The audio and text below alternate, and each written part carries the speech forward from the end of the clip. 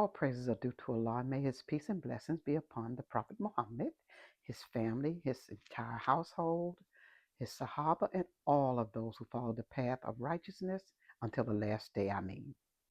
First, I need to say thank you from the bottom of my heart to my podcast producers for all that you do to keep this show going. Thank you. And remember, my team and I are not affiliated with any political group, organization, or movement. These stories are personal. But before we get started, do us a favor and hit that subscribe button. And we thank you for your support. Now, in the last episode, I talked about my experience regarding Byron's death and how my girls and I would have to learn together how to continue living our lives without Byron. We did manage to get through it, and I thank God for that. Now, we had two reminders last week. Let me read them and then give you my understanding afterwards.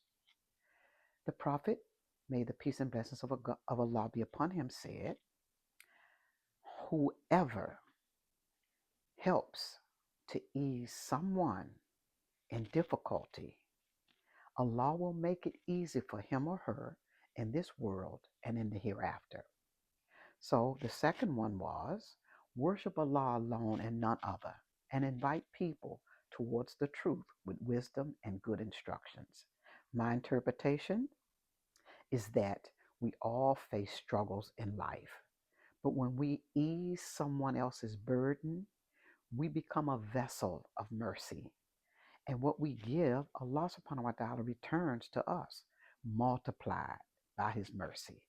Helping others doesn't just reduce stress and build strong communities, it also brings us lasting reward. So, whether it's supporting someone in hardship, offering a kind word, sharing resources, or mentoring the youth around us, every act of compassion counts. And the second one, and worship Allah alone and invite others to truth with wisdom and kindness. Now, again, let me inform you as to why I'm still wearing these shades. Remember, I had cataract surgery last month. The surgery was successful, alhamdulillah. However, the cataracts, when they were extracted, it's normal for the eye to be sensitive to light and the sun there and the sun, and that is the reason why I'm still wearing the shades. My eyes are healing nicely, but they are still a bit sensitive to light. It takes about a month for the sensitivity to subside. I have my last checkup at the end of this month, inshallah. Okay, my dear listeners, remember that the remainder of this episode will be audio only. So please stay tuned, relax, enjoy, and thank you so much. Greetings of peace, everybody. A quick favor before we get started, hit that subscribe button. It helps the show grow, and it makes sure that you don't miss out on any future episodes. Thank you kindly for your support. Jamal, my second husband, he was a Navy vet. If I'm asked to describe Jamal, I would say that he was handsome, loud but very soft-spoken and generous. He had a huge sense of humor. He was tall, thin in weight, and a medium brown complexion. Now, Jamal was originally from New York City, and I am not sure as to when he came to live in D.C. However, he and Byron became associates before I met him because of them hanging out in some of the same spots in D.C. I met him while he and I attended the same school in the 1970s in D.C. He was a fashion design student. Jamal was a jazz genre connoisseur. For years, he maintained a spot on Howard University's WPFW FM radio. He and I would occasionally run into each other whilst we were attending classes and or on the school grounds. I did learn a few things about his upbringing and life from the conversations that we would have. And he also learned a bit about me and my family. Jamal was really a lonely person, but kept himself happy as best as he could. His mother had passed away about a year or so before my husband passed away in 1979. He did not have any siblings, children, or relatives besides his maternal grandmother. She was very old and she lived in a nursing home in D.C. After Byron passed, Jamal saw my situation as a widow with the girls as an opportunity for him to perhaps have a family, something that he never had, but said he always wished for. And he promised if I would marry him, he would take care of me and my two daughters financially. He told me that he remembered the lifestyle that our family lived before Byron died, as he remembered, for a young couple with two young daughters, we lived a moderate lifestyle, and as he put it, one that could not be bought. He said that he also remembered how we maintained a nice home, nice clothes, a dependable car, and seemingly a lot of peace and harmony. He, Jamal, maintained a nice lifestyle for himself, but what he really wanted was a family. And I truly felt sorry for him because he did not have any biological children, siblings, or other relatives, only his grandmother, as I stated before. I, on the other hand, saw an opportunity for me and my girls to share our family with Jamal in exchange for the financial support that he wanted to share with us. I thought about how Byron and I made our family and how we struggled to keep it together. All praises due to God. So I thought, of course, I can share my family with someone who did not have one. God is truly great. Somewhere, though, in his life, Jamal reverted to Islam before I met him. Now, his affiliation was with the Nation of Islam. And remember now, this is my second husband, and I am explaining what my mindset was back in the day. I am not judging because I knew nothing about Islam, and therefore I could not have known how it should have been practiced. Now, however, one would think that because my first husband, Byron, was a Muslim, that I should have already been seasoned to at least accept Islam. Well, let me be honest. I was not at all interested in Islam, and therefore I was not ready to hear anything that may have been presented to me. Life was life to me, no matter what your religious affiliation was, and I was totally content with how I was living my life without any organized religion. And here is how against Islamic dress I was back in the day. And this is before Byron and I, nope, sorry, and this is before I married Jamal, sorry. One day in the heat of the summer, I was waiting at a bus stop, and there was a Muslim woman waiting also. She was all covered up with these long black clothes. Her head was covered, her face covered, and I said in a voice that she could hear me if she was trying to hear me, I said, she should be ashamed of herself with all of those clothes on in this heat. And I know that she is probably doing it for some man. Unquote. Now, ignorance was bliss. At least to me it was. Now, nevertheless, back to Jamal. He was a good man.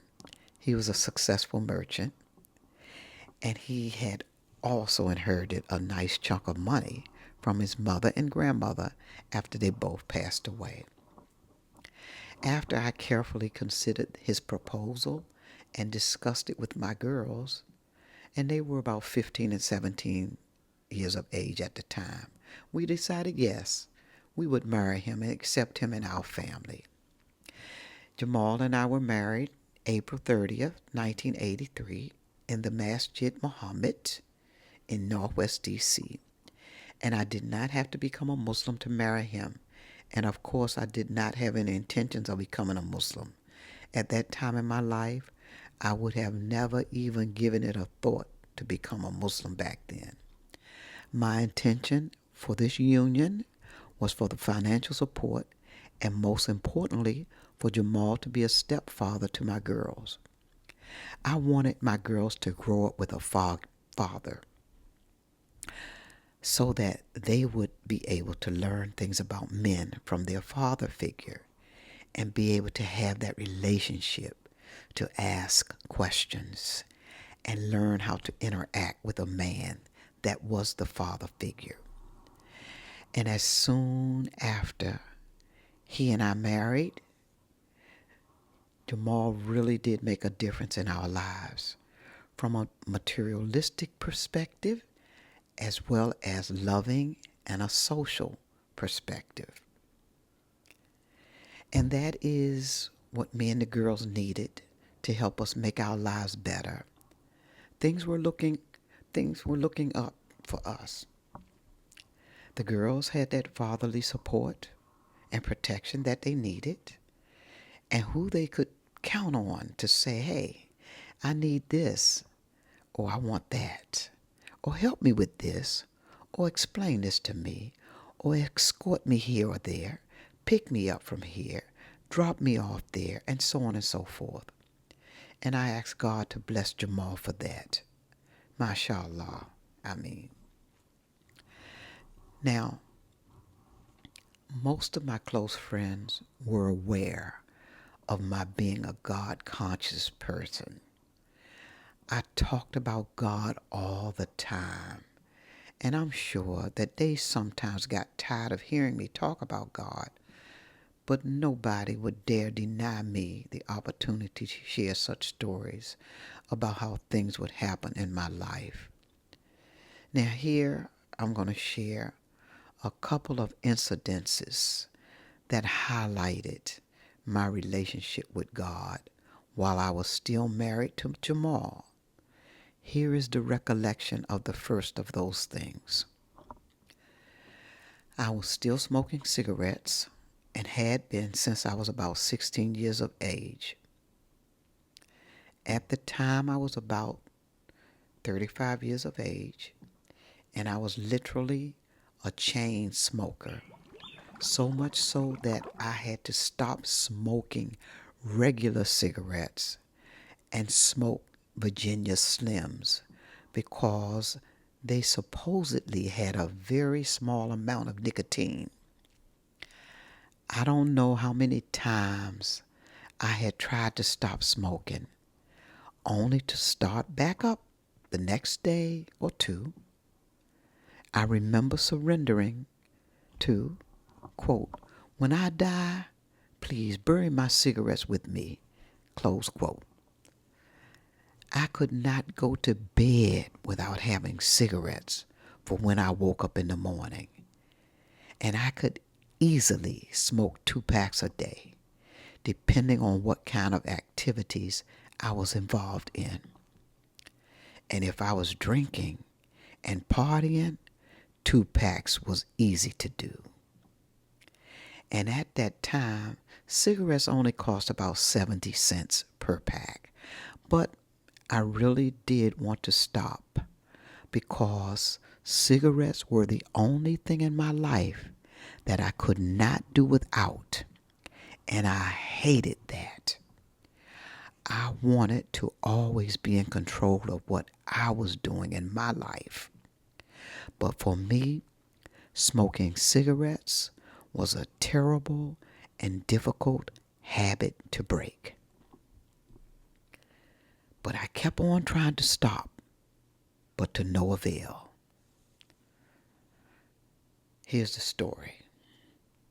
One night, me and a friend and neighbor had planned to go to a party.